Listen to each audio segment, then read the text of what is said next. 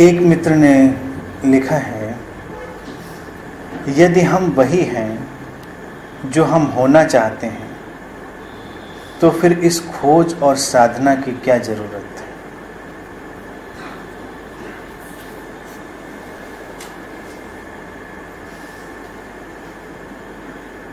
बात बिल्कुल ठीक है। सारे संबुद्ध सद्गुरु तुमसे यही कहते रहे हैं कि तुम वही हो जो तुम होना चाहते हो। कुछ भी अंतर नहीं है, तुम वहीं पहुंचोगे जहां पहुंचे हुए हो। तो प्रश्न जरूर उठता है, मन में ये भाव जरूर उठता है कि अगर हम वही हैं तो खोजें क्या और साधना क्या करें या क्यों करें। संबुद्ध सद्गुरु जब तुमसे बात करते हैं तो तुम्हारी वास्तविकता की वो उसको जान रहे हैं। वास्तविकता तो वही है, लेकिन तुम उसे नहीं जान रहे हो। तुम नहीं जान रहे हो, इसलिए खोजना पड़ता है, इसलिए साधना करनी पड़ती है। खोज और साधना व्यर्थ है, जय कृष्णमूर्ति जैसे सद्गुरु तुमसे बार बार कहेंगे, लेकिन फिर वो भी तो तुमको लगातार कुछ न कुछ एक्सप्लोर करने के लिए कह रहे हैं। बात समझ में आने पर सारी खोज और सारी साधना ऐसे ही गायब हो जाती है जैसे वो कभी थी ही नहीं। लेकिन प्रारंभ में तुम्हारे लिए वो उपयोगी है। तुम ये मानकर नहीं चल सकते कि तुम तो वही हो, तो फिर तुम्हें कुछ और करने की, तुम्हें कहीं और जाने की, तलाशने की जरूरत क्या है। अगर तुमने जान ही लिया होता तो बात समाप्त हो गई होती। जैसे तुम अस्वस्थ हो जाओ तो कोई चिकित्सक तुमको दवा दे, तो चिकित्सक ये नहीं कह सकता कि दवा से वो तुम्हारे अंदर स्वास्थ्य पैदा करेगा। वो स्वास्थ्य जो पहले से ही तुम्हारे अंदर है उसको बस उभार देगा। कोई औषधि ऐसी नहीं बनी है जो स्वास्थ्य को निर्मित करती हो, क्रिएट करती हो। हर औषधि बस तुम्हारी संभावित स्वास्थ्य की जो स्थिति है उसको स्पष्ट कर देती है। तुम्हारी धमनियों में रक्त ठीक से नहीं बह पा रहा है, कहीं अवरोध है, उस अवरोध को कम कर देती है। रक्त तो वैसे ही बहता है जैसे बह सकता था। तुम्हारी कोशिकाएं जिस ढंग से ऑर्गेनाइज थीं, जिस ढंग से वो अपना काम कर रही थीं, उनकी फंक्शनिंग में कोई रुकावट आ गई है जिससे बाकी कोशिकाएं प्रभावित होने लगी हैं, तो औषधि केवल तुम्हारी कोशिकाओं की ओरिजिनल फंक्शनिंग को रिस्टोर करेगी। और वो रिस्टोरेशन तुम्हें वही देगा जो पहले से ही था। ऐसे ही जो तुम्हारा वास्तविक स्वरूप है, जो तुम्हारा बुद्धत्व है, वो हमेशा से तुम्हारे साथ है। उसको कहीं बाहर से लाकर जोड़ना नहीं पड़ता,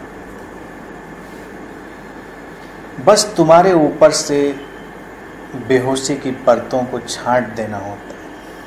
तुम्हारी साधना बस उन बेहोशी की परतों को छांटने के लिए ही है।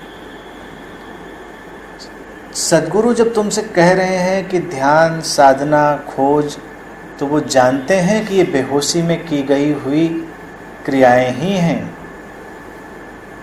इनकी वास्तविकता, इनकी वास्तविक सत्ता कुछ भी नहीं है। जैसे ही तुम्हारी बेहोशी छटती है, तुम मुस्कुरा सकते हो, देख सकते हो कि कोई ज़रूरत तो नहीं थी। सब कुछ तो वैसा ही था, कोई भी जरूरत नहीं थी इस बात की, लेकिन इसको देखने के लिए तुमको प्रयास करने पड़ जाते। तुम जागकर जैसे भी अपने जीवन को संचालित कर रहे हो, वो तो वैसे ही होता है।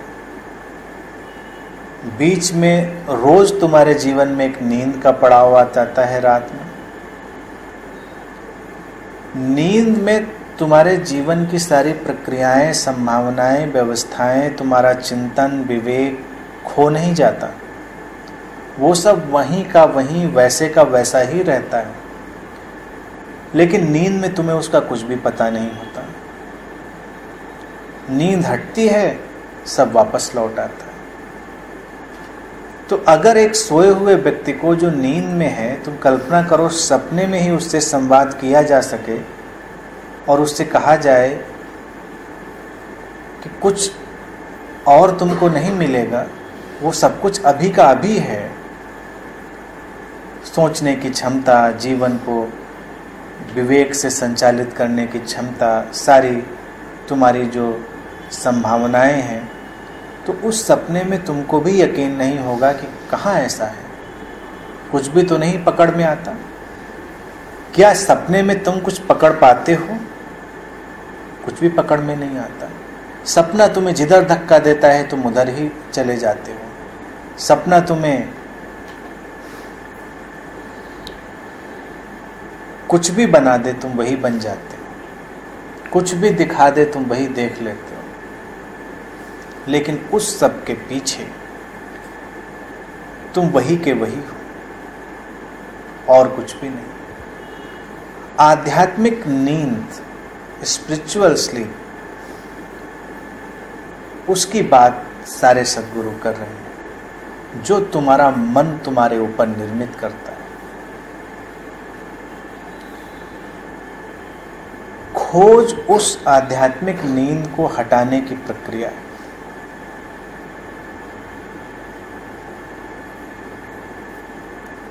तुम साक्षी हो, जैसे तुमसे कहा जाए कि साक्षी हो जाओ, तो ये बात एक अड़चन पैदा करने वाली। हो जाओ से लगता है कि तुम कुछ होगे भविष्य में, लेकिन साक्षी तुम अभी के अभी हो। बस उस साक्षी के ऊपर धुएं की एक परत जम गई, उस धुएं को हटाना है। तुम्हारी खोज और साधना उस धुएं को हटाने की कोशिश है। अपनी नींद को नींद जानना, यही खोज है। खोज ये नहीं है कि तुम किसी नए ज्ञान की खोज में निकल जाओ। खोज ये नहीं है कि तुम परमात्मा की खोज में निकल जाओ। खोज ये नहीं है कि तुम आध्यात्मिक अनुभवों, अनुभूतियों की तलाश में निकल जाओ। खोज तो यही है, अपनी नींद को पहचानना, अपनी अनकॉन्शियसनेस को जानना और उसकी पीड़ा को, उसके बंधन को महसूस करना। उसको महसूस करना ही उसको समाप्त करने का ढंग है। जैसे ही तुम उसे महसूस करते हो, वो समाप्त होने लगता है। सपने को सपना जान लेना ही सपने को तिरोहित कर देना। जब तक तुम सपने को सपना नहीं जान पाते, वो तिरोहित नहीं होता, विलीन नहीं होता, इवेपोरेट नहीं होता।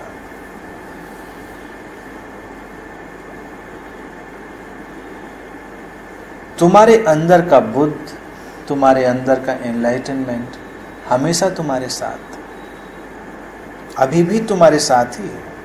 तुम उसके साथ ही चल रहे हो। इसलिए किसी व्यक्ति को अपने को निंदित करने की जरूरत नहीं, अपराध बोध में जाने की जरूरत नहीं, और अपने को कुछ विशेष समझने की जरूरत भी नहीं। क्योंकि विशेष भी तो तुम तभी समझोगे जब कुछ अविशेष होगा। अगर वही ही है तो क्या कम और क्या ज़्यादा। कभी कभी तुमको भी लगता है कि तुम जब ज्ञान को उपलब्ध होगे तो शायद और लोगों से कुछ ज़्यादा ज्ञान को उपलब्ध हो जाओगे। अक्सर लोगों को लगता है।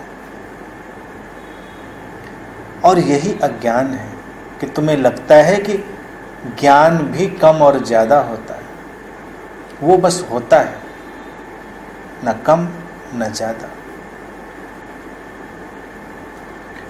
तुम्हारा बुद्धा नेचर, तुम्हारी बुद्ध होने की संभावना न कम है न ज़्यादा, सबके अंदर बराबर उतनी ही। अड़चन तुम्हें तब होती है जब तुम्हें सब बराबर दिखाई नहीं देता, तुम्हें सब अलग अलग दिखाई देता, तुम्हें सारे लोग अलग अलग दिखाई देते, तब तुम्हें अड़चन होती है। तुम्हें लगता है कि फिर बराबर कहाँ है। बराबर अपनी गुणवत्ता में है, अभिव्यक्ति में नहीं। गुणवत्ता बराबर है, क्वालिटी वही है, अलग अलग ढंग से अभिव्यक्त होती है।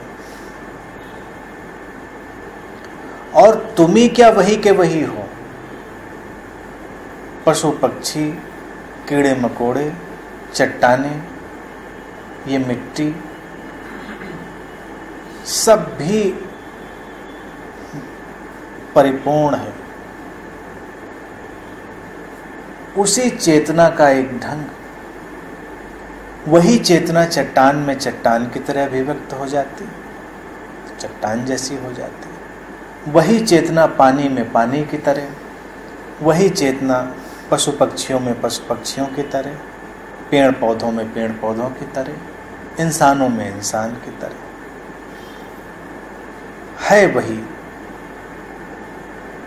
तो इसलिए जब ये कहा जाता है कि तुम वही के वही हो, तो इसमें ये भी अंतर्निहित होता है, शामिल होता है कि सब कुछ वही का वही है, कुछ भी जोड़ा या घटाया नहीं जा सकता, परिपूर्ण है।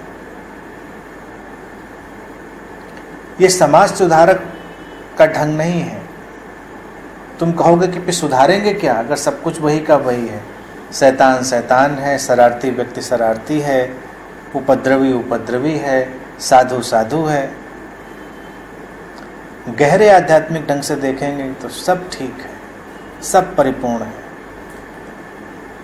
सब बदलती हुई ऊर्जा की तरंगों की एक लीला है। तुमसे किसने कहा कि अस्तित्व का ये रूप कम है और वो रूप ज़्यादा है? ये तो तुम अपने मन से बनाते हो।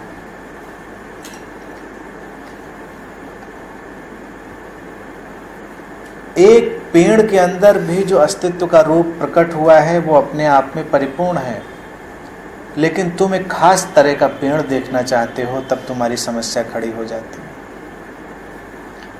घास के फूल में भी वही है, लेकिन तब तुम कमल का फूल देखना चाहते हो, गुलाब देखना चाहते हो, तब तुम्हारी समस्या बड़ी हो जाती है। कोई व्यक्ति है बिल्कुल जागा है, वो भी वही है, और कोई व्यक्ति नशे में धुत है, वो भी उतना ही बुद्ध है, लेकिन तब तुम्हें लगेगा कि ये तो गलत है, इसका नशा कभी जाएगा या नहीं जाएगा। उसकी पीड़ा वो भोगेगा, अपनी बेहोशी का परिणाम उसको भोगना पड़ेगा, लेकिन अपने अंतरतम में वो है परिपूर्ण ही। और कौन जाने इसकी बेहोशी भी इसके जागरण की सहायता के लिए हो, इसलिए तुम जल्दबाजी मत करो। तुम इतना कह सकते हो और जान सकते हो कि हर क्रिया की अपनी एक प्रतिक्रिया होगी। चुनाव व्यक्ति के हाथ में है, यहीं पर बदलाव है।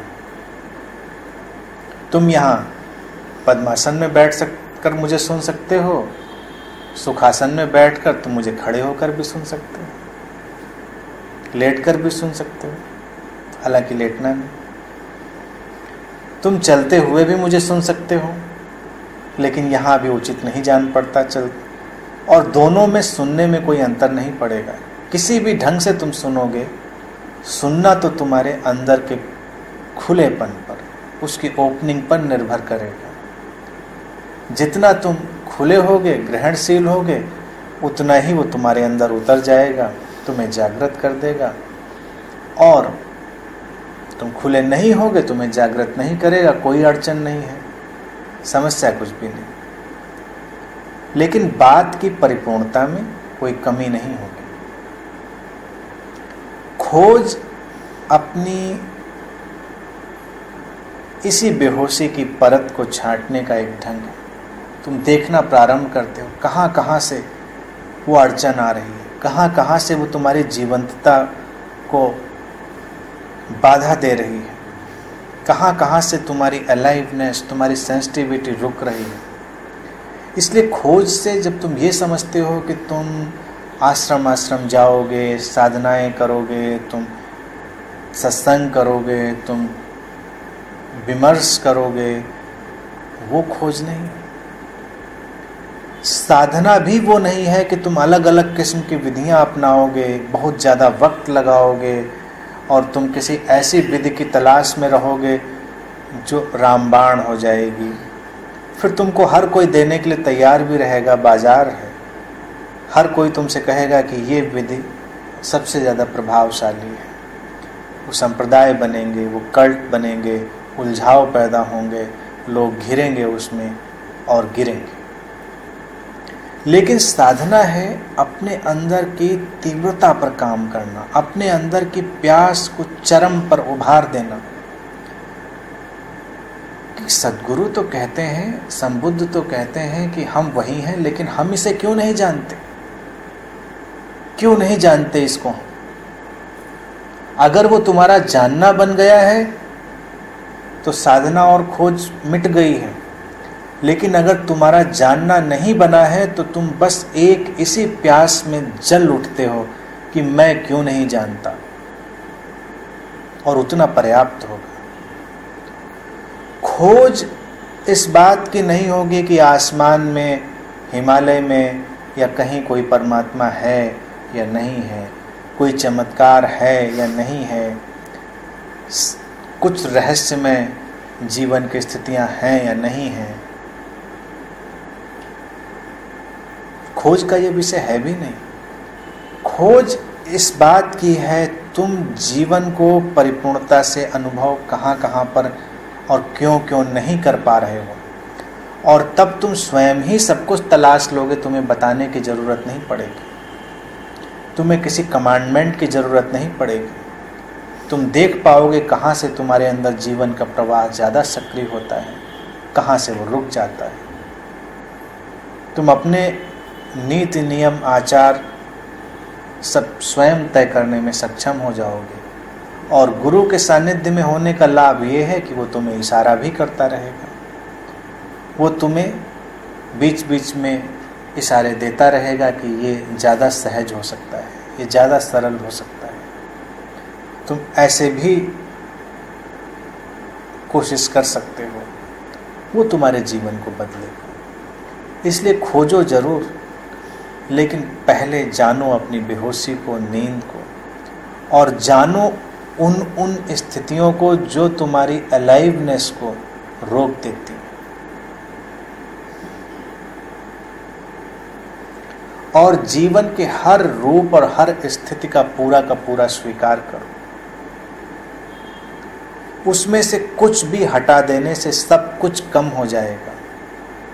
वो तस्वीर पूरी है, पूरी तस्वीर में सब कुछ वही का वही होना पड़ेगा। जिस व्यक्ति को तुम बिल्कुल नगण्य समझ रहे हो, या जिस घटना को, या जिस परिस्थिति या पदार्थ या किसी भी चीज़ को तुम नगण्य समझ रहे हो, कौन जाने वही सब कुछ को संभाले हुए हो। एक उसको हटा लेने मात्र से हो सकता है बहुत कुछ बिखर जाए। तुम अपनी कार में जा रहे हो, उसके एक एक पुर्जे का अपना महत्व है, एक एक पेंच का अपना महत्व है, इंजन का भी है। लेकिन तुम इंजन की मोहब्बत में ही लगे रहो और अपना टायर, उसमें लगे हुए पहियों के पेंच, उनकी उपेक्षा करो। तुम कितनी दूर जा पाओगे? ज़्यादा दूर नहीं जा पाओगे। एक कार का होना भी कलेक्टिव है, सब कुछ उसमें उतना ही महत्वपूर्ण है। ऐसे ही जीवन है, जीवन में सब कुछ उतना ही महत्वपूर्ण है, कलेक्टिव। तो किसी की निंदा नहीं, अपने अंदर कोई अपराध बोध नहीं, एक परिपूर्ण स्वीकार की भावदशा, और वो स्वीकार की भावदशा ही तुम्हें साधना में गहराई देगी। विशेष होने की कोई चाह नहीं, क्योंकि विशेष होने की चाह ही बेहोशी से पैदा होती।